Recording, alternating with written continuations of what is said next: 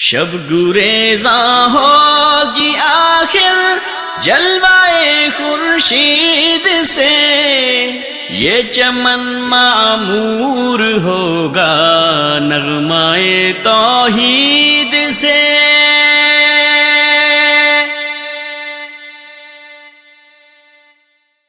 آج ایک گروہ اہل بیت کے نام پر دنیا کے اندر فساد کے جھنڈے گاڑ چکا ہے، اور لوگوں کے سامنے یہ مگر مچھ کی آنسو روتا ہے کہ لوگ اہل بیت کے نہیں مانتے، اور خود وہ پیارے نبی صلی اللہ علیہ وسلم کی پیاری بیویوں پر تہمتیں لگاتا ہے، سیدہ عائشہ رضی اللہ تعالی عنہا کو گالیاں دیتا ہے۔ جب تک ایمان دلوں میں رہتا ہے اہل بیت کی محبت باقی رہتی ہے، صحابہ کی محبت باقی رہتی ہے، نبی کی ازواج کی محبت باقی رہتی ہے، اور جب دل کفر سے سیاہ ہوتے ہیں، کالے ہوتے ہیں، تو پھر وہاں پر نبی کی بیویوں کا بغض پیدا ہوتا ہے، اہل بیت کا بغض پیدا ہوتا ہے، صحابہ کا بغض پیدا ہوتا ہے۔ آل عباس، آل جعفر، آل عقیل ان کے لیے جائز نہیں، جو سادات ہیں ان کے لیے صدقہ جائز نہیں، بلکہ ان کو تحفہ دیا جائے، ان کو ہدیہ دیا جائے، ان کے لیے وہ جائز ہے۔ یہ دعویٰ کرنے والے کہ اہل سنہ اہل بیت کی عزت نہیں کرتے، حقیقت میں یہ آج اس مقام پہ کھڑے ہیں جہاں عیسائی کھڑے ہو کر مسلمانوں کو تانے دیتے ہیں کہ مسلمان عیسیٰ علیہ السلام کو نہیں مانتے۔ اصحاب محمد حق کے ولی، اصحاب محمد حق کے ولی۔ السلام علیکم ورحمۃ اللہ وبرکاتہ۔ ان الحمد للہ نحمده ونستعینه ونستغفره ونعوذ بالله من شرور انفسنا ومن سیئات اعمالنا، من يهده الله فلا مضل له ومن يضلل فلا هادي له، اشهد ان لا اله الا الله وحده لا شريك له واشهد ان محمدا عبده ورسوله، اما بعد۔ نبی کریم صلی اللہ علیہ وسلم کی ذات اہل ایمان کے لیے اہل ایمان کی جانوں سے بڑھ کر عزیز ہے۔ کوئی شخص مکمل مومن بننا چاہتا ہے تو اس پر لازم ہے کہ اپنی جان سے، اپنے مال سے، اپنی اولاد سے، اپنے اہل و عیال سے اور دنیا کی ہر چیز سے بڑھ کر محبت وہ رسول اللہ صلی اللہ علیہ وسلم سے کرے۔ جو شخص اللہ کے نبی صلی اللہ علیہ وسلم سے پیار کرتا ہے، پھر وہ آپ کے اہل و عیال سے بھی پیار کرتا ہے، آپ کے اہل بیت سے بھی پیار کرتا ہے، آپ کی پیاری جانثاروں کی جماعت صحابہ سے بھی پیار کرتا ہے۔ جس چیز کا پیارے نبی صلی اللہ علیہ وسلم سے جتنا رشتہ ہوگا، جتنی قربت ہوگی، جو چیز پیارے نبی صلی اللہ علیہ وسلم کو جتنی محبوب ہوگی، اہل ایمان پر لازم ہے کہ وہ ویسے ہی محبت کریں۔ اب رسول اللہ صلی اللہ علیہ وسلم اپنے اہل بیت سے پیار کرتے تھے، پیارے نبی صلی اللہ علیہ وسلم اپنے صحابہ سے پیار کرتے تھے، تو اہل ایمان پر لازم ہے کہ جن سے محبت پیارے نبی نے کی، ہر مسلمان ان سے بھی محبت کرے۔ آئیے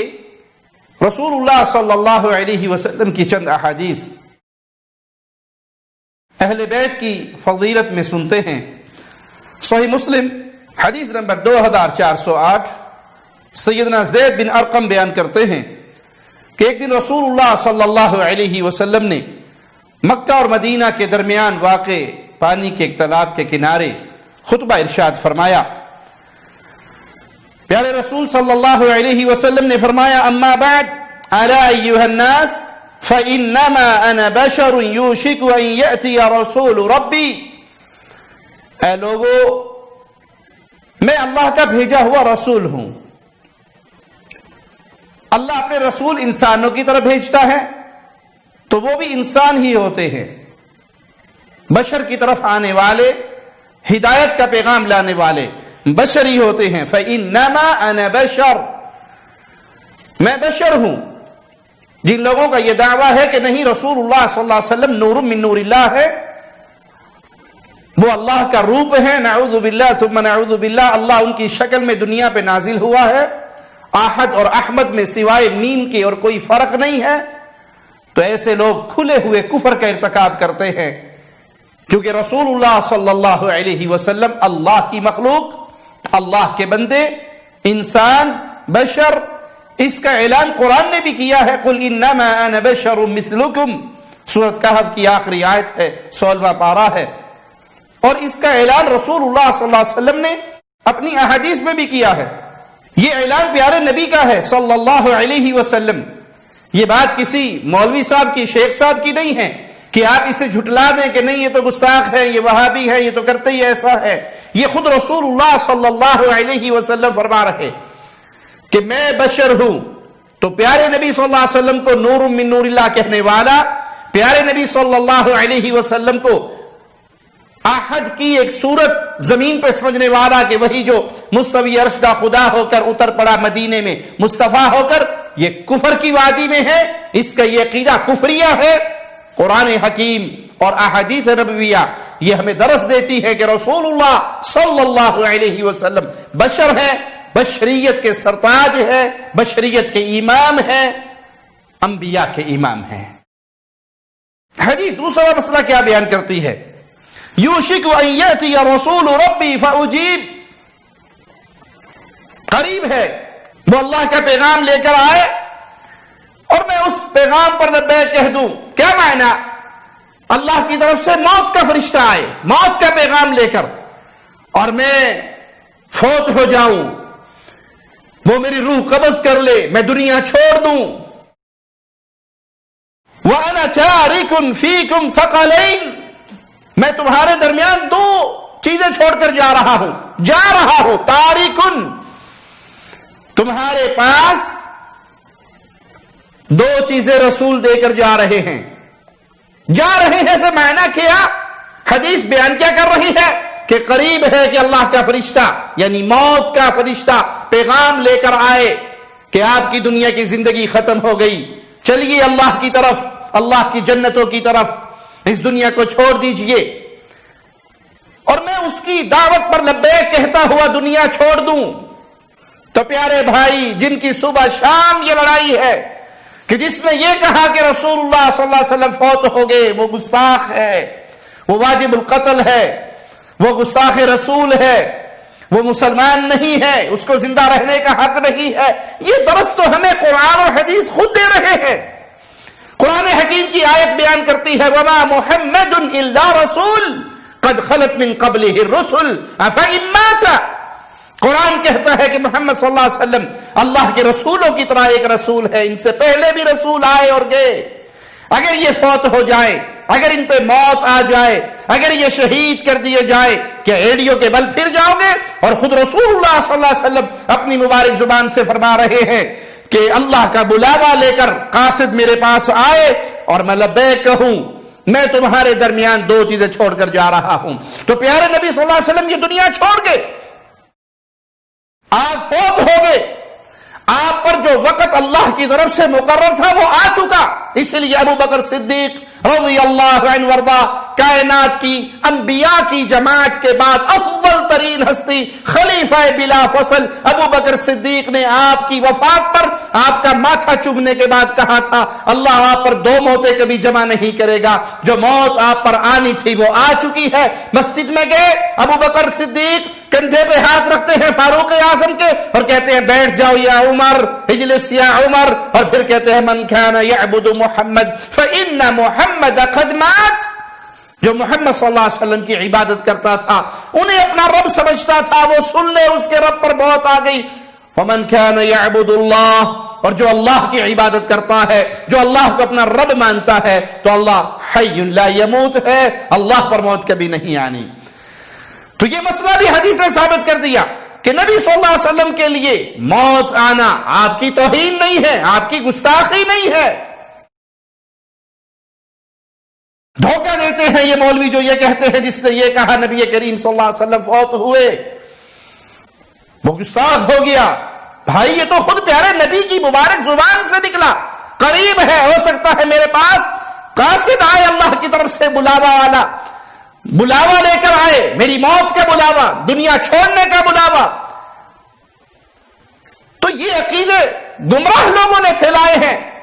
کہ نہیں نبی تو زندہ ہے واللہ، زندہ ہے واللہ، جو انہیں یہ کہے کہ وہ فوت ہو گئے، وہ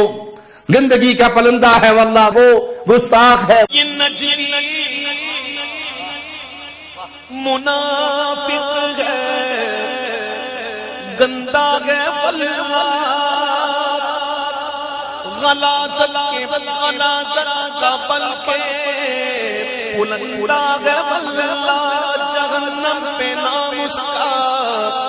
کندہ ہے واللہ، جو مردہ کہے تم کو مردہ ہے واللہ، تو زندہ ہے واللہ، تو زندہ ہے واللہ. وہ گستاخ نہیں ہے، وہ اس دین پر ہے جو اس نے محمد الرسول اللہ صلی اللہ علیہ وسلم کی مبارکہ حدیث سے سیکھا ہے. تیسری بات پیارے نبی فرما رہے ہیں، میں تمہارے درمیان دو عظیم چیزیں چھوڑ کر جا رہا ہوں. پہلی چیز کتاب اللہ فیہ الہدی والنور، پہلی چیز اللہ کی کتاب ہے جس میں ہدایت ہے، جس میں روشنی ہے. یہ کلام الہی، یہ قرآن حکیم ہدایت کا پیغام لے کر آئی ہے، اس میں ہدایت ہے، اس میں نور ہے، کفر کے اندھیروں کو مٹانے والا نور، شرک کے اندھیروں کو مٹانے والا نور. اس قرآن کے نور سے پوری دنیا منور ہوئی، توحید کے نور پھیلا، شرک کے اندھیرے مٹے، کفر کے اندھیرے مٹے، اللہ کی وحدانیت پر لوگ ایمان لے کر آئے قرآن حکیم کی آیات کو سن کر، قرآن حکیم کی آیات کو پڑھ کر. یہ قرآن لوگوں کے لیے راہ نجات ہے. برا ہو علماء سو کا جنہوں نے لوگوں کے ہاتھوں سے یہ قرآن چھین لیا، ان پہ پابندی لگا دی. آپ قرآن کو ترجمے سے نہیں پڑھ سکتے، آپ قرآن کی تفسیر نہیں پڑھ سکتے، بس صرف عربی عبارت پڑھ کے ثواب لے لو. آپ سمجھ نہیں سکتے، آپ کی عقلیں بڑی کمزور ہیں، آپ کا فہم بڑا محدود ہے. ہمارے علماء نے جو ملفوظات ان کے جمع کر دیے ان کے شاگردوں نے، ان ملفوظات سے فائدہ اٹھاؤ، ان کتابوں سے فائدہ اٹھاؤ جو بزرگوں نے نچوڑ نکال کے دے دیا. قرآن کو ڈائریکٹ نہ سمجھنے کی کوشش نہ کرنا، گمراہ ہو جاؤ گے. انا للہ و انا الیہ راجعون. قرآن کی بنیاد پہ جنت اور جہنم کی تقسیم ہے، اور یہ مولوی ڈرا رہا ہے جو قرآن پڑھے گا گمراہ ہو جائے گا، جو قرآن سمجھنے کی کوشش کرے گا گمراہ ہو جائے گا. قرآن ان کے ہاتھوں سے چھین لیا. بابوں کی کتابیں، پیروں کی کتابیں، بزرگوں کی کتابیں، حضرتوں کی کتابیں، مشائخ کی کتابیں، ملفوظات کے انبار وہ ان کو تھما دیے، یہ پڑھو. ارے بھائی، قرآن کی حفاظت تو اللہ نے کی ہے، تیرے پیر و بابا کی کتاب کی حفاظت اللہ نے اپنے ذمہ نہیں لی. قرآن اور حدیث کی حفاظت اللہ نے اپنے ذمہ لی ہے. کچھ لوگوں نے یہ ظلم کیا اور کچھ لوگوں نے نیا درس دیا کہ نہیں، ان کتابوں کی ضرورت بھی نہیں، ڈھول پیٹو، سرنگیے بجاؤ، قوالیے گاؤ اور اس میں مست رہو. ایک صاحب کہتے ہیں مولوی بابا کی قسم ہے تجھے قرآن پڑھ پڑھ کے نبی دی امت نو مشرک بنائی جانا ہے، نبی دی امت نو بدعتی بنائی جانا ہے. تیرے قرآن پڑھنے کا ثواب نہیں جنہ ساڈے بابیاں دیاں سرنگیاں دی ثواب ہے. قرآن پڑھ کے مومناں نو مشرک بنائی جانا ہے، ساڈے بابے ڈھولکیاں بجا کے مومن بنائی. ڈھول پیٹ کے لوگوں کو مسلمان کرتے رہے. پیارے نبی صلی اللہ علیہ وسلم فرما رہے ہیں میں جا رہا ہوں، دو چیزیں تمہیں دے رہا ہوں. ایک کتاب اللہ ہے جس میں ہدایت ہے، جس میں نور ہے، اور یہ پیر فقیر چاہتے ہیں کہ کتاب اللہ کو چھوڑ دیا جائے، ڈھول پیٹے جائیں، چمٹے بجائے جائیں، سرنگیاں بجائی جائیں، میلے لگائے جائیں، محفل سما ہو، رقص ہو، ڈانس ہو، ناچ گانے ہو، اسی میں زندگی گزر جائے اور یہی ہدایت کا ذریعہ بنے. یہ ہدایت کا ذریعہ نہیں، یہ گمراہی کا ذریعہ ہے، یہ جہنم کی طرف لے جانے والا راستہ ہے. رسول اللہ صلی اللہ علیہ وسلم نے ہدایت و نور کا منبع کس کو قرار دیا؟ کتاب اللہ کو. فَخُذُوا بِكِتَابِ اللَّهِ وَاسْتَمْسِكُوا بِهِ. اس کتاب کو مضبوطی سے تھام لو، اللہ کے اس کلام کو لے لو، اس میں جو تمہیں ملتا ہے اسے لے لو، جو حلال ہے اسے حلال جانو، جو حرام ہے اس کو حرام جانو، جس کا حکم دیا گیا اسے پورا کرو، جس سے روکا گیا اس سے رک جاؤ. اس کتاب اللہ کو تھام لو، اس کو اپنے سینے سے لگا لو، اور اللہ کی قسم جب تک مسلمان اللہ کی کتاب کو اپنے سینے سے لگائے رکھے تب تک غالب رہے، حکمران رہے، پوری دنیا کے اندر عزت کے جھنڈے ان کے قائم رہے۔ اور جب سے مسلمانوں نے ہدایت کلام الہی سے لینے کی بجائے اغیار کے دوروں پہ تلاش کی، لوگوں کے بنائے ہوئے تراشے ہوئے قوانین میں تلاش کی، اللہ کی کتاب کو چھوڑا، گمراہ ہو گئے، پست ہو گئے، ذلت کی دلدل میں گر گئے۔ تو سب سے پہلی چیز جو رسول اللہ صلی اللہ علیہ وسلم امت کو دے کر گئے وہ قرآن حکیم ہے، وہ کلام الہی ہے، وہ کتاب اللہ ہے، اس میں نور ہے، اس میں ہدایت ہے، اس کو تھام لو، اس کو پکڑ لو، اس کے ساتھ چمٹ جاؤ۔ اور پھر پیارے نبی صلی اللہ علیہ وسلم نے دوسری چیز بیان کرتے ہوئے فرمایا وَأَهْلُ بَيْتِي أُذَكِّرُكُمُ اللَّهَ فِي أَهْلِ بَيْتِي أُذَكِّرُكُمُ اللَّهَ فِي أَهْلِ بَيْتِي۔ 3 دفعہ رسول اللہ صلی اللہ علیہ وسلم نے اس جملے کو دہرایا، میں اپنے اہل و عیال کے معاملے میں تمہیں اللہ کی یاد دلواتا ہوں، اللہ کا خوف کھانا، اللہ کو یاد رکھنا میرے اہل و عیال کے معاملے میں۔ پوچھنے والے نے سیدنا زید سے پوچھا اہل بیت کون ہے؟ کیا آپ کی ازواج اہل بیت ہے؟ تو سیدنا زید نے فرمایا ہاں، نبی کریم صلی اللہ علیہ وسلم کی ازواج مومنوں کی مائیں وہ اہل بیت میں سے ہے، لیکن آپ کے اہل بیت میں ہر وہ شخص شامل ہے جس پر آپ کے بعد صدقہ حرام ہے۔ سائل نے کہا وہ کون لوگ ہیں؟ سیدنا زید فرماتے ہیں وہ آل علی ہے، آل عقیل ہے، آل جعفر ہے، آل عباس ہے، ان پر صدقہ حرام ہے، یہ سب بھی اہل بیت میں ہے۔ آپ کی بیوییں مومنوں کی مائیں اہل بیت میں سے ہے، اور پھر وہ بھی اہل بیت میں سے ہے جن کو دعا مانگ کر رسول اللہ صلی اللہ علیہ وسلم نے اپنے اہل بیت میں شامل کیا۔ سیدنا علی کے لیے دعا مانگی، سیدہ فاطمہ کے لیے دعا مانگی، سیدنا حسن و حسین کے لیے دعا مانگی، انہیں اپنی چادر کے نیچے کیا اور پھر ان کے لیے دعا مانگی اللہ یہ بھی میرے اہل ہے، یہ بھی میرے اپنے ہے، یہ بھی میرے اہل بیت ہے۔ تو پیارے نبی کی بیوییں مومنوں کی مائیں اہل بیت میں سے ہیں، اور سیدنا علی، سیدہ فاطمہ الزہرا، سیدنا حسن حسین رضوان اللہ علیہم اجمعین یہ سب اہل بیت میں سے ہیں۔ آج ایک گروہ اہل بیت کے نام پر دنیا کے اندر فساد کے جھنڈے گاڑ چکا ہے، اور لوگوں کے سامنے یہ مگر مچھ کی آنسو روتا ہے کہ لوگ اہل بیت کے نہیں مانتے، اور خود وہ پیارے نبی صلی اللہ علیہ وسلم کی پیاری بیویوں پر تہمتیں لگاتا ہے، سیدہ عائشہ رضی اللہ تعالی عنہا کو گالیاں دیتا ہے، نعوذ باللہ ثم نعوذ باللہ، نقل کفر کا باشد سیدہ عائشہ کی طرف بے حیائی اور زنا کی نسبت کرتا ہے۔ سیدہ عائشہ کی وفات پہ جشن مناتے ہیں، کیک کاٹتے ہیں، اور نعوذ باللہ بینر لگائے جاتے ہیں عائشہ فی النار۔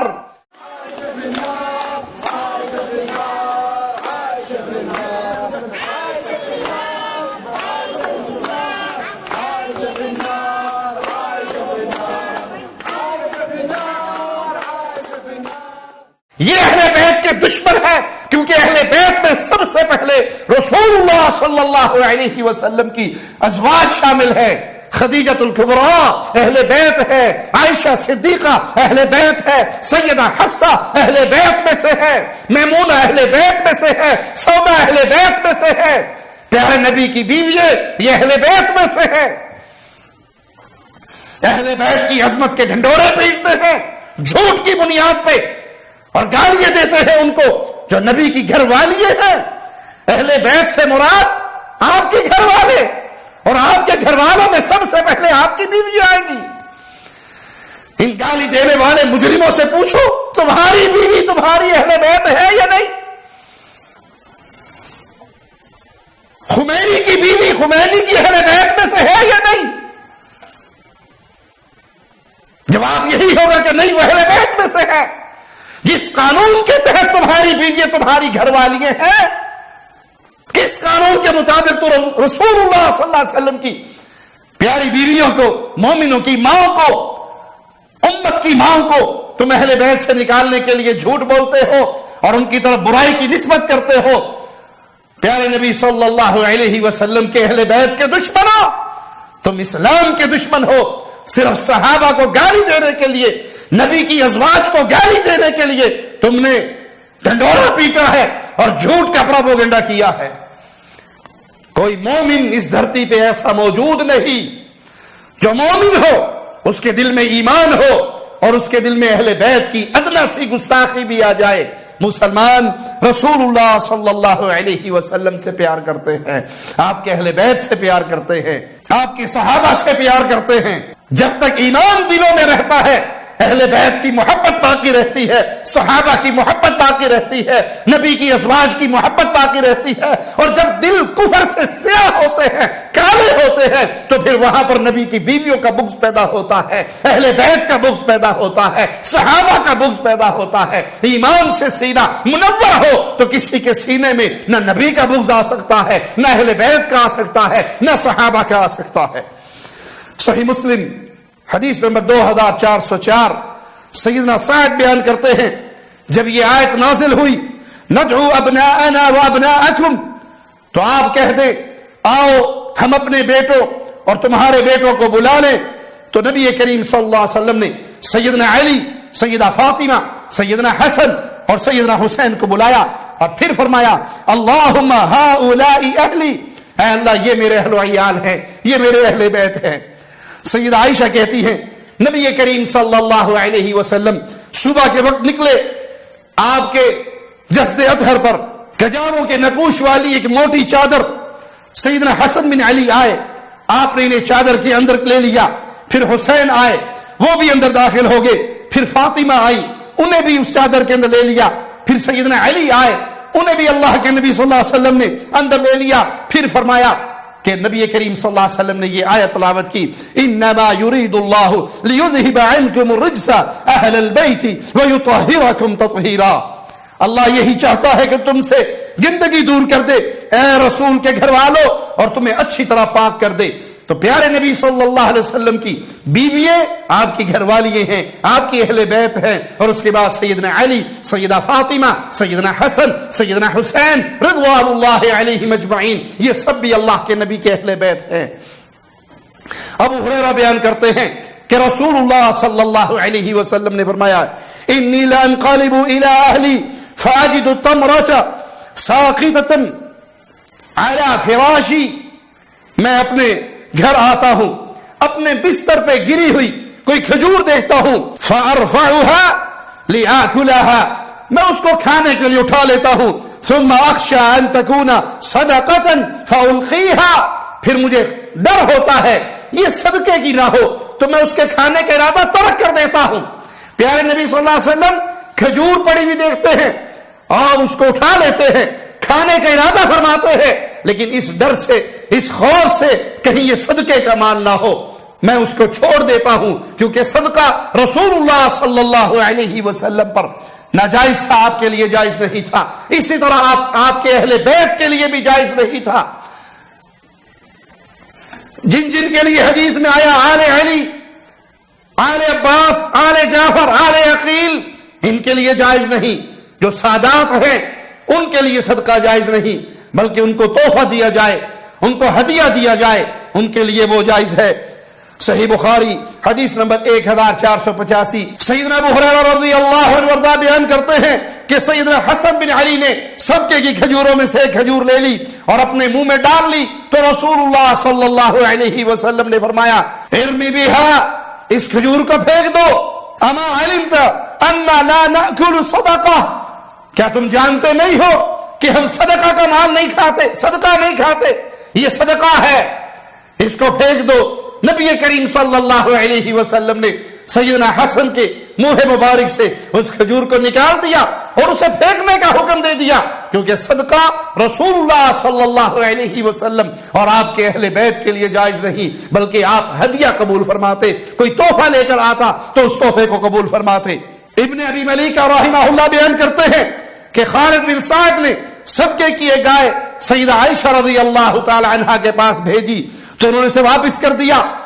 اور فرمایا انا آل محمد لا تحل لنا صدقہ، ہم آل محمد ہیں اور ہمارے لیے صدقہ جائز نہیں ہے۔ سیدہ عائشہ رضی اللہ تعالی عنہا کا بیان اس بات کو اور واضح کر رہا ہے کہ آپ کی بیوی بھی آپ کی آل میں سے اور آپ کے اہل و عیال میں سے ہے، آپ کی گھر والی ہے، آپ کی اہل ہے، اہل بیت میں شامل ہے۔ صدقے کی وہ گائے سیدہ واپس بھیج دیتی ہے اور فرماتی ہے ہم اہل محمد ہے، آل محمد ہے، اہل بیت محمد ہے، ہمارے اوپر صدقہ جائز نہیں ہے۔ سیدنا عبد المطلب بن ربیعہ بن حارث بن عبد المطلب کہتے ہیں کہ ربیعہ بن حارث اور عباس بن عبد المطلب رضی اللہ عنہما اکٹھے ہوئے اور دونوں نے کہا اللہ کی قسم اگر ہم ان دونوں لڑکوں کو یعنی مجھے اور فضل بن عباس کو نبی کریم صلی اللہ علیہ وسلم کی خدمت میں بھیجیں تاکہ آپ علیہ الصلوۃ والسلام ان کو بھی صدقات کی وصولی پہ مقرر کر دیں، جس طرح باقی لوگ صدقات لا کے جمع کرواتے ہیں اور پھر ان کو وظیفہ ملتا ہے، اس طرح یہ بھی جائیں، باقی لوگ فائدہ اٹھاتے ہیں، تو یہ بھی اللہ کے نبی صلی اللہ علیہ وسلم کے پاس جائیں اور آپ ان کی ڈیوٹیاں لگائیں۔ ابھی یہ دونوں صحابہ یہ مشورہ کر رہے کہ سیدنا علی رضی اللہ عنہ وارضا ان کے پاس تشریف لائے اور انہوں نے اپنا یہ مشورہ ان کے سامنے رکھا، تو سیدنا علی نے رضی اللہ عنہ نے منع کیا۔ سیدنا علی نے کہا کہ ایسا نہ کرو، ان کو رسول اللہ صلی اللہ علیہ وسلم کے پاس نہ بھیجو، اللہ کی قسم اللہ کے نبی صلی اللہ علیہ وسلم یہ کام کبھی نہیں کریں گے، یعنی ان کو صدقات اکٹھا کرنے کی ڈیوٹی پر نہیں لگائیں گے۔ اس پر سیدنا ربیعہ بن حارث کہنے لگے اللہ کی قسم تم صرف اس لیے بات کر رہے ہو کہ تم ہم پر اپنی برتری جتانا چاہتے ہو، حالانکہ تم رسول اللہ صلی اللہ علیہ وسلم کے داماد ہو، ہم نے تمہارے ساتھ اس مسئلے پر کبھی حسد نہیں کیا۔ سیدنا علی نے کہا ٹھیک ہے پھر تم ان کو بھیج دو، تو ان دونوں کو اللہ کے نبی صلی اللہ علیہ وسلم کے پاس روانہ کیا گیا اور سیدنا علی وہیں آرام کرنے لگے۔ تو اللہ کے نبی صلی اللہ علیہ وسلم جب نماز پڑھا کے فارغ ہوئے تو ہم آپ کے انتظار میں تھے، آپ آئے اور آپ نے پیار سے ہمارا کان پکڑ لیا اور فرمایا اخرجا ما تسرران، تمہارے دل میں جو بات ہے وہ کہو، کیا کہنا چاہتے ہو؟ تو ہم میں سے دونوں اس انتظار میں تھے کہ پہلے وہ بات کرے، وہ چاہتا تھا پہلے وہ بات کرے، بالآخر ایک نے کہا ہے اللہ کے نبی صلی اللہ علیہ وسلم ہم نوجوان ہیں اور ہم نکاح کرنا چاہتے ہیں، ہم چاہتے ہیں کہ جس طرح آپ باقی لوگوں کو صدقات کی وصولی پہ مقرر کرتے ہو ہمیں بھی اس پر مقرر کرو تاکہ ہمیں بھی اس سے وظیفہ ملے اور ہم اپنی شادیاں کر لیں۔ یہ سننے کے بعد رسول اللہ صلی اللہ علیہ وسلم خاموش رہے اور کافی دیر تک خاموش رہے، یہاں تک کہ ہم نے دوبارہ ارادہ کیا کہ ہم اپنی بات کو پھر دہرائیں، اور اس دن اللہ کے پیارے نبی صلی اللہ علیہ وسلم سیدہ زینب کے گھر میں تھے، تو سیدہ زینب نے ہمیں اشارے سے منع کیا کہ تم اپنی بات کو نہ دہراؤ۔ اللہ کے رسول صلی اللہ علیہ وسلم نے کچھ دیر کے بعد فرمایا ان صدقۃ لا تنبغی لآل محمد، یہ زکوٰۃ یہ صدقات آل محمد کے لیے جائز نہیں ہے، آل محمد کی یہ شان نہیں ہے کہ وہ لوگوں کے زکوٰۃ اور صدقات پہ گزارا کرے، انما ہی اوساخ الناس، یہ تو لوگوں کے مال کا میل کچیل ہے، آل محمد کی شان بہت بلند ہے، آل محمد کا مقام بہت بلند ہے، ان کے لیے جائز نہیں ہے کہ وہ لوگوں کی زکوٰۃ اور صدقات پہ گزارا کریں۔ ادعو لی محمیۃ وکان علی الخمس ونوفل بن حارث بن عبد المطلب، تم جاؤ اور محمیہ کو بلاؤ اور اسی طرح نوفل بن حارث کو بلاؤ، اور ان دونوں کو بلایا گیا۔ آپ نے محمیہ سے کہا انکح ھذا الغلام ابنتک، تم اس سے اپنی بیٹی کا نکاح کر دو، اور نوفل سے کہا کہ تم اپنی بیٹی کا اس سے نکاح کر دو۔ دونوں کی شادیاں پیارے نبی صلی اللہ علیہ وسلم نے ان کے نکاح کے معاملات کو مقرر فرما دیا، اور پھر فرمایا اصدق عنہما من الخمس کذا وکذا، اور جو وہ مال غنیمت کا 5واں حصہ جو رسول اللہ صلی اللہ علیہ وسلم اپنے اہل بیت پہ خرچ کرتے تھے، فرمایا اس سے ان کا اتنا خرچہ مقرر کر دو۔ تو اس حدیث سے بھی ثابت ہوا کہ اہل بیت آل رسول پیارے نبی صلی اللہ علیہ وسلم کے آل، ان کے لیے صدقات زکوٰۃ خرچ کرنا ان پہ جائز نہیں ہے، بلکہ ان کے لیے اللہ نے خمس میں سے جو حق رکھا ہے اس میں سے ان کی ضروریات پوری کی جائیں۔ سیدنا انس بن مالک نبی کریم صلی اللہ علیہ وسلم سے بیان کرتے ہیں کہ آپ نے فرمایا مولا القوم من انفسهم، کسی گھرانے کا آزاد کردہ غلام اسی گھرانے میں سے ہوتا ہے، اسی گھر کا فرد ہوتا ہے۔ سیدنا ابو رافع سے روایت ہے، نبی کریم صلی اللہ علیہ وسلم نے ایک آدمی کو بنی مخزوم سے صدقات وصول کرنے پر مقرر کیا، تو اس نے ابو رافع سے کہا تم بھی میرے ساتھ چلو، تمہیں بھی کچھ مل جائے گا۔ اس نے کہا میں پہلے رسول اللہ صلی اللہ علیہ وسلم سے پوچھ لوں۔ وہ آپ کے پاس آئے تو آپ نے فرمایا مولا القوم من انفسهم وَإِنَّا لَا تَحِلُّ لَنَا صَدَقَةً، کسی قوم کا آزاد کردہ غلام وہ اسی قوم کا فرض سمجھا جائے گا، اور آل محمد کے لیے صدقہ لینا جائز نہیں ہے۔ نبی کریم صلی اللہ علیہ وسلم نے آزاد کردہ غلام کو بھی صدقہ لینے سے منع کر دیا۔ سیدنا انس بن مالک سے روایت ہے کہ سیدہ بریرہ رضی اللہ تعالی عنہا نے کچھ گوشت جو ان پر صدقہ کیا گیا تھا وہ پکا کر بطور ہدیہ رسول اللہ صلی اللہ علیہ وسلم کے لیے بھیجا، تو آپ نے فرمایا ہوا لہا صدقہ ولنا ہدیہ، یہ اس کے لیے صدقہ تھا لیکن اس نے ہمیں ہدیہ دیا ہے۔ تو چونکہ پیارے نبی صلی اللہ علیہ وسلم صدقہ قبول نہیں فرماتے تھے، آپ ہدیہ کی چیز ہدیہ وصول فرما لیا کرتے تھے۔ سیدہ بریرہ رضی اللہ تعالی عنہا سیدہ عائشہ کی آزاد کردہ لونڈی تھی، اور سیدہ عائشہ پر صدقہ اصلاً حرام نہ تھا، بلکہ رسول اللہ صلی اللہ علیہ وسلم کی زوجیت کی بنا پر کہ وہ آپ کی بیوی ہوتے ہوئے آپ کے اہل بیت میں شامل ہو گئی، اب ان پر صدقہ حرام ہے، اس لیے ان کی آزاد کردہ لونڈی پر بھی صدقہ حرام نہ ہوا۔ تو انہوں نے ہدیے کے طور پہ اللہ کے نبی صلی اللہ علیہ وسلم کو وہ گوشت بھیجا جو آپ نے تناول فرمایا اور اس ہدیے کو قبول فرمایا۔ نبی کریم صلی اللہ علیہ وسلم کے ایک صحابی بیان کرتے ہیں کہ اللہ کے نبی صلی اللہ علیہ وسلم یوں درود پڑھا کرتے تھے اللہم صلی علی محمد وعلی اہل بیتہ وعلی ازواجہ وذریتہ کما صلیت علی ابراہیم وعلی آل ابراہیم انک حمید مجید كما صليت على آل إبراهيم إنك حميد مجيد وبارك على محمد وعلى آل بيته وعلى أزواجه وذريته كما باركت على آل إبراهيم إنك حميد مجيد۔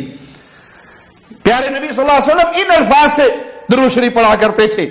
سیدنا عمر بن خطاب رضی اللہ عنہ وارضاہ کہتے ہیں کہ میں نے رسول اللہ صلی اللہ علیہ وسلم کو یہ فرماتے ہوئے سنا ينقطع يوم القيامة كل سبب ونسب الا سببي ونسبي، قیامت کے دن میرا تعلق اور میرے نسب کے سوا تمام اسباب اور رشتہ داریاں ختم ہو جائیں گی۔ نبی صلی اللہ علیہ وسلم سے نسبی اور سسرالی ہر دو رشتے روز قیامت قائم رہیں گے بشرطے کہ ایمان ان کے اندر موجود ہو۔ اس سے بھی اہل بیت کی فضیلت اجاگر ہوتی ہے، اور اسی لیے سیدنا عمر نے سیدنا علی سے آپ کی پیاری بیٹی کا نکاح طلب کیا تھا، یہی دلیل پیش کرتے ہوئے کہ قیامت کے دن سب سبب اور نسب ختم ہو جائیں گے سوائے اہل بیت کے نسب کے، رسول اللہ صلی اللہ علیہ وسلم کے نسب کے۔ تو سیدنا علی سیدنا عمر سے اتنے راضی تھے، اتنے خوش تھے، اور ان کی اتنی محبت تھی کہ انہوں نے حسن حسین کی بہن اپنی لخت جگر کا نکاح سیدنا امیر المؤمنین امیر عمر سے کر دیا۔ سیدنا ابو ذر رضی اللہ عنہ نبی کریم صلی اللہ علیہ وسلم سے بیان کرتے ہیں کہ آپ نے فرمایا لیس من رجل ادعا لغیر ابیہ وهو يعلمه الا كفر باللہ، اگر کوئی شخص جانتے بوجھتے اپنا نسب اپنی نسبت اپنے باپ کے علاوہ کسی اور کی طرف کرتا ہے تو وہ اللہ کے ساتھ کفر کر رہا ہے۔ ومن ادعا قوما ليس له فيهم نسب، اور جو اپنا شمار کسی ایسی قوم میں کرے کہ حقیقت میں اس کا اس قوم کے ساتھ نسب نہیں ملتا، فَلْيَتَبَوَّ مَقْعَدَهُ مِنَ النَّارِ،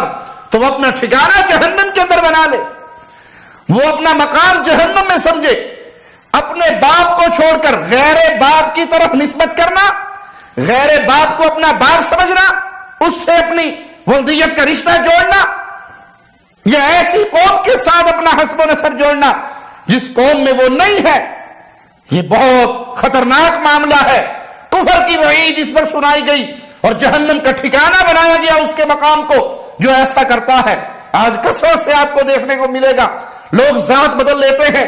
اور بہت سے لوگ ہیں جو سید بن بیٹھے، حقیقت میں وہ سید نہیں ہے، سادات سے ان کا رشتہ نہیں ہے، اہل بیت سے ان کا رشتہ نہیں ہے، وہ اولاد علی میں سے نہیں ہے، لیکن علاقہ تبدیل کیا، دوسرے علاقے میں گئے، مشہور ہونے کے لیے سید بن گئے، پیری فقیری کے لیے سید بن گئے، گدی نشینی کے لیے سید بن گئے، اپنی ذات کو تبدیل کر لیا، اپنی برادری کو تبدیل کر لیا، پہلے وہ کسی اور ذات میں سے تھے۔ اور یہ جو ذاتوں کا کنسپٹ معاشرے کے اندر کہ فلاں ذات بڑی نیچ ہے، وہ بڑے کمی کمین ہے، یہ سب ہندوانہ تصور ہے، اسلام میں اس کا کوئی مقام نہیں۔ ان اکرمکم عند اللہ اتقاکم، اسلام تو ایک ہی تصور دیتا ہے، جو متقی ہے، جو پرہیزگار ہے، جو موحد ہے، وہی اللہ کے ہاں اعلی مقام والا ہے۔ تو دنیا لوگوں کے طعنوں سے بچنے کے لیے اپنی ذات بدل لے گی کہ یہاں ہمیں لوگ کمہار کہتے ہیں، وہاں جا کے ہم چودھری بن جائیں گے، یہاں ہمیں جلاہے کہتے ہیں، وہاں جا کے ہم راجے بن جائیں گے، اپنا نسب بدل لیں گے، نیا شہر ہوگا، نہ کوئی ہمیں پہچانے گا، اور نئی ذات سے مشہور ہو جائیں گے، اور لوگوں میں ہمارے تانے اور لوگوں کی طرف سے جو زبانیں دراز ہوتی ہے ہماری اس سے جان بچ جائے گی۔ تو پیارے بھائی، کتنا شدید مقام ہے کہ اگر انسان اس قبیلے کی طرف نسبت کرے جس قبیلے سے وہ نہیں ہے، تو وہ اپنا ٹھکانہ جہنم میں بنائے، اپنے باپ کو چھوڑ کر کسی اور کو اپنا باپ بنائے اور اس کی طرف نسبت کرے، تو اس کے لیے اتنی شدید وعید ہے کہ اس نے اللہ کے ساتھ کفر کیا۔ اللہ سے ڈریے، دنیا کے چند دن کے لیے اور لوگوں کی زبانوں پہ جاری ہونے والے طعنوں سے بچنے کے لیے اپنی آخرت کو برباد نہ کریں، اپنی آخرت کو تباہی کی طرف نہ لے کے جائیں۔ وہ جہاں بڑا خطرناک ہے، اس جہاں کی تیاری کرے جہاں کوئی کسی کے کام نہیں آئے گا، کوئی کسی کے ساتھ وہ معاملہ نہیں کر سکے گا کہ تو بچ جا، میں تیری جگہ پہ پھنس جاتا ہوں، بلکہ وہاں تو حقیقت یہ ہوگی یوم یفر المرء من اخیہ وامہ وابیہ وصاحبتہ وبنیہ لکل امرئ منہم یومئذ شأن یغنیہ۔ بھائی بھائی سے بھاگے گا، بیوی خامی سے بھاگے گی، اولاد ماں باپ سے، کوئی کسی کا کام نہیں ہے۔ لکل امرئ منہم، ہر کوئی یہ چاہے گا ساری دنیا پھنستی ہے تو پھنس جائے، میری جان بچ جائے۔ اس دن کو سامنے رکھیے، اس دنیا کی تکلیفوں کو، اس دنیا کے غموں کو، اس دنیا میں آنے والے کچھ طعنوں کو برداشت کر لیجئے، آخرت کو برباد نہ کیجئے۔ آخرت کی بربادی اصل بربادی ہے، یہ دنیا تو بڑی جلدی ختم ہو جانے والی ہے۔ ان تمام احادیث سے اہل بیت کی شان واضح ہوئی، اہل بیت کا فضل واضح ہوا، اہل بیت کا مقام واضح ہوا۔ اور جو لوگ یہ جھوٹی باتیں پہلے سنت کی طرف، اہل الحدیث کی طرف منسوب کرتے ہیں کہ یہ اہل بیت کو نہیں مانتے، ان کا یہ جھوٹا پروپیگنڈا اس لیے ہے کہ ہم اہل بیت کو اہل بیت مانتے ہیں، ان کو اللہ والی صفات نہیں دیتے۔ یہ دعویٰ کرنے والے کہ اہل سنہ اہل بیت کی عزت نہیں کرتے، حقیقت میں یہ آج اس مقام پہ کھڑے ہیں جہاں عیسائی کھڑے ہو کر مسلمانوں کو تانے دیتے ہیں کہ مسلمان عیسیٰ علیہ السلام کو نہیں مانتے۔ یہ جھوٹ ہے، مسلمان تو مانتے ہیں عیسیٰ علیہ السلام کو، لیکن عیسائیوں کا یہ طعنہ موجود ہے۔ کیوں کہتے ہیں؟ کیونکہ وہ عیسیٰ کو اللہ کا بیٹا کہتے ہیں۔ ہم اللہ کا بیٹا نہیں مانتے، ہم اللہ کا بندہ مانتے ہیں۔ یہ کہنے والے کہ یہ اہل بیت کو نہیں مانتے، یہ اہل بیت کو سیدنا علی کو وجہ اللہ مانتے ہیں، لسان اللہ مانتے ہیں، اللہ کا شریک مانتے ہیں، یہ اللہ کا شریک مانتے ہیں، اور وہ صفات سیدنا علی کو دیتے ہیں جو الہی صفات ہے۔ اللہ فرماتا ہے کہ میں نے آدم کو پیدا کیا، اور یہ ظالم ان کے ذاکر کہتے ہیں خدا نے کہا میں نے آدم بنایا اپنے دو ہاتھوں سے، اپنے دو ہاتھوں سے۔ مجھے مسجد کے مولوی سے لے کے حوزہ علمیہ نجف تک یا مجھے اللہ کے ہاتھ دکھاؤ یا ہاتھوں والا اللہ دکھاؤ، یا اللہ کے ہاتھ دکھاؤ یا ہاتھوں والا اللہ دکھاؤ کون سے ہے، یا مجھے بتاؤ وہ ہاتھوں والا اللہ کون سا ہے۔ دنیا کی توحید مشکوک ہو جاتی اگر کوفے کے منبر پہ ابو طالب کا بیٹا علی نہ بولتا۔ علی نے کوفے کے منبر پہ اپنی ابا کو کھولا، اپنے دونوں ہاتھوں کو بڑھا کے کہا یہ وہ ہاتھ ہے جنہوں نے آدم کی مٹی کو گودا۔ یہ اللہ والی صفات دیتے ہیں، اور اسی لیے طعنہ دیتے ہیں اہل السنہ کو، اہل الحدیث کو کہ یہ اہل بیت کو نہیں مانتے۔ ہم اہل بیت کو مانتے ہیں، اہل بیت کی ادنا سی توحید، سیدنا علی کی ادنا سی توحید، سیدہ فاطمہ الزہرا خاتون جنت کی ادنا سی توحید، سیدنا حسن و حسین کی ادنا سی توحید، پیارے نبی کی زوجات کی ادنا سی توحید۔ ہم اس کو کفر جانتے ہیں، ایسی توہین کرنے والے کا اسلام سے کوئی رشتہ نہیں ہے، ہم اس کو مسلمان تسلیم نہیں کرتے۔ جو پیارے نبی کی توہین کرے، پیارے نبی کی پیاری بیویوں کی توہین، امت کی ماؤں کی توہین کرے، یا سیدنا علی کی، سیدہ فاطمہ کی، حسن و حسین کی توہین کرے، یا پیارے نبی کے صحابہ کو گالیاں دے اور ان کی تکفیر کرے، ہم ایسے مجرم کو مسلمان نہیں مانتے، ہم اسے کافر قرار دیتے ہیں جو اہل بیت کی توہین کرتا ہو یا صحابہ کی تکفیر کرتا ہو، توہین کرتا ہو۔ ہم اہل الحدیث ہے، یہ حدیثیں ہمیں کھول کھول کر اہل بیت کی شان بیان کر رہی ہیں۔ ہاں ہم اہل بیت کو اہل بیت مانتے ہیں، اللہ کے ولی مانتے ہیں، اللہ کے پیارے مانتے ہیں، ان کو اللہ کا شریک نہیں مانتے کہ وہ موت دے، وہ زندگی دے، وہ پیدا کرے، حیات ان کے ہاتھ میں، موت ان کے ہاتھ میں، وہ علم غیب کے مالک ہو، جو چاہے کر گزرے۔ ہم یہ صفات ان کو نہیں مانتے کیونکہ یہ صفات ہمیں رسول اللہ صلی اللہ علیہ وسلم کی احادیث سے ان کے لیے ثابت نہیں ہے، جو ثابت ہے اس پر ایمان ہے اور ان کی شان میں غلو نہیں کرتے، کیونکہ رسول اللہ صلی اللہ علیہ وسلم نے ایسا کرنے سے منع فرمایا، لا تطرونی کما اطرت النصارى، عیسی ابن مریم، جیسے عیسائیوں نے عیسی ابن مریم کی شان میں غلو کیا، اللہ کے نبی نے ہمیں منع کر دیا، تم ایسا نہ کرنا۔ اللہ سے دعا ہے اللہ اہل بیت کی محبت ہمارے دلوں میں کوٹ کوٹ کے بھر دے، اسی پہ ہمیں زندہ رکھے، اسی پہ ہماری موت ہو، ہم مرے بھی تو اہل بیت کے پیار میں، ان کی عزت کے دفاع میں، صحابہ کی عزت کے دفاع میں، پیارے نبی کی ختم نبوت کے عقیدے کے دفاع میں، اور اپنے رب کی توحید کے عقیدے کے دفاع میں ہمارا خون اس زمین کو سیراب کرے اور ہم شہید ہو کر اللہ کی جنتوں کے مہمان بنے۔ اقول قولی ھذا واستغفر اللہ لی ولکم ولسائر المسلمین۔ شب گریزاں ہوگی آخر جلوائے خورشید سے، یہ چمن معمور ہوگا نغمائے توحید سے۔